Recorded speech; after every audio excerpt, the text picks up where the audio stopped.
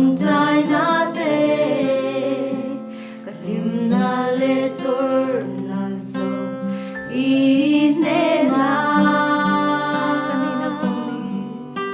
kanina zong le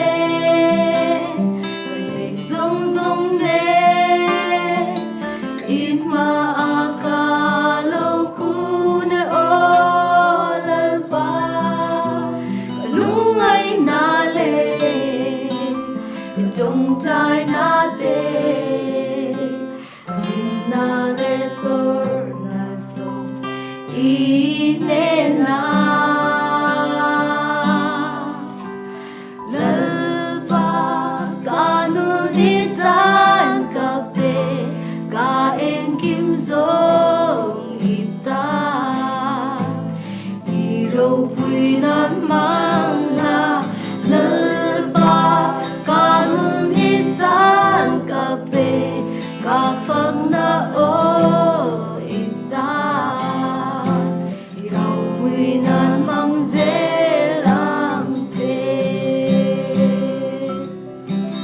lalpa kanun kanan te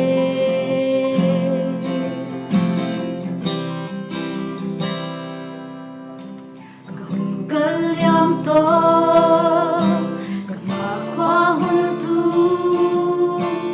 swang tua na zo lat le lo ma se ka bei se long le ka rua man na zo ka ru ru le ka na I ne na kalyam to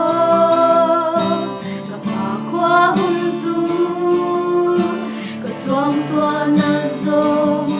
la khen lo ma se ka bei se zong le ka ra man na zo ka ru ru le ka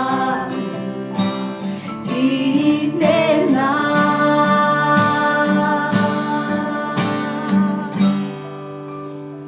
lalba kanun ita